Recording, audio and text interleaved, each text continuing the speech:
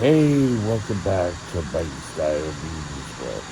Today, I thought we'd do something a little more different, and that is diabetic candies that we found in Trick or Treat years ago that we don't necessarily see today.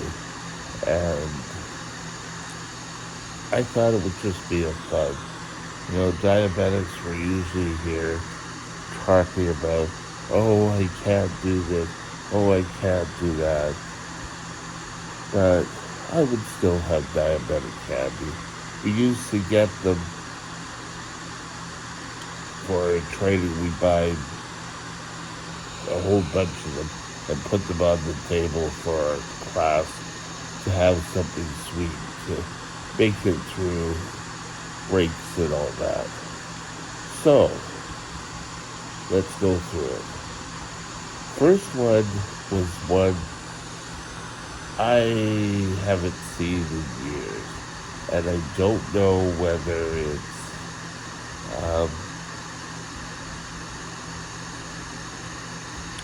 cultural thing, but it was like white, kind of marshmallow fudgy type with different color of, I'd say, nougat in it. It was different color of fruits, and we'd have that, and we would eat that, and I would take it and I would suck on it, and it would just dissipate. You gotta remember, for me, I got diabetes when I was 13. So I had 13 years of getting diabetic candy and everything. I went on my 13th year, I went out to the trick or treating just so I could take candy back to my friend in the hospital. He was still in the hospital. And so that he would have a whole bunch of candies and that, just to pep him up and give out to the other kids. So I got a good pillowcase for, but all in all, pretty good. Today, I don't see them anymore. I think they were Brock's, Brock's candy, and I don't necessarily see them anymore, but they were good. Another one I can remember is it was like a full sucker. You used to always get one or two in your uh, trick or treat bags, and it was the best thing. You could suck on this thing for hours. Of course, you put it away, put it down, and you go right back and you pick it up. This was before I even knew about the 5 second rule, the five second rule. So those were fun. My mom, this comes from my mom, used to like, they were June. There was an inappropriate term that was used to call these white babies for years, and we started calling them licorice babies. They were about that big, and they were black. And we'd have those quite often. So those were pretty good. There was also, what else was there? There was also,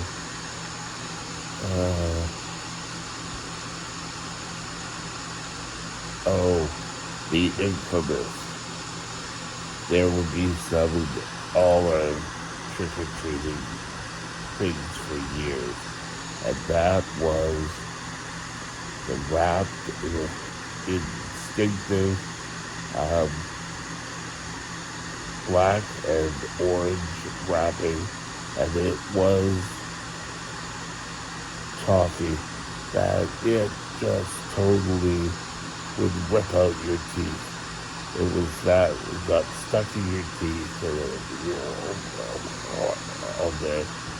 I bought some years later when I was in my 20s and they had changed it. It wasn't the same, but we're pretty much the same as that all the time now. So that was good. I still like those. Again, I like to savor candies. I don't like to necessarily eat them all the time. In the years later, when we were relegated to handing out candies, I was probably 15, 16 at the time. There was a candy I used to love to get in the convenience store, and it's still to this day. Even in my 20s, I still love it. And it was a chew. It was a sour chew. It was grape, cherry, or orange, and you put it in, and it turned to gum. It was chew something. Charleston chew was something different. We used to get a whole bunch of Charleston chew. I think we rarely got um, candy like um, chocolate bar bars. We probably did, but they don't, my memory. I can remember bringing the candy home, and then I'd probably see it for one day after, and then it mysteriously went away. I don't know whatever happened to it. Mom, I look over here and there's a picture of my mom. But I think she ended up eating most of it. But it was all good. There was always jelly beans. You have to remember my era of childhood was coming off of where people would make stuff and hand them out. And you kind of knew people in your neighborhood. You would go like one block over, one block down, and you'd go trick or treating. And everyone kind of knew each other. And so we got the treats and we killed them. And it was awesome. I can remember doing things and having fun times. And we would go out trick or treating as a group. I had my candy stole once in all those years. And that was my group of kids. For some reason, I was out trick or treating by myself. And they were off and they were stealing and stole from me. So I got a new garbage bag and went trick or treating. And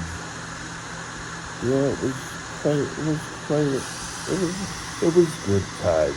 We had some good times in those years. But, I really, kids today, we say this, a lot of us in the older generation will say, kids today don't miss out on all of these things. Well, they do, but there's something about their generation. When they get older, they'll say, oh, kids today don't know what we had to go through. And being a boomer myself, or I'm kind of on the cusp between the two. But I'm a boomer. I identify as a boomer. And we would go out every Halloween. We would have beef stew with, what do you call it? Oh, dumplings with it every Halloween. We would get it and we would go out and we would enjoy the whole time. It was a fun time. So I hope you guys have a safe and sensible Halloween, and we'll see you back tomorrow, November 1st. Have a great day, and we'll talk later. Bye now.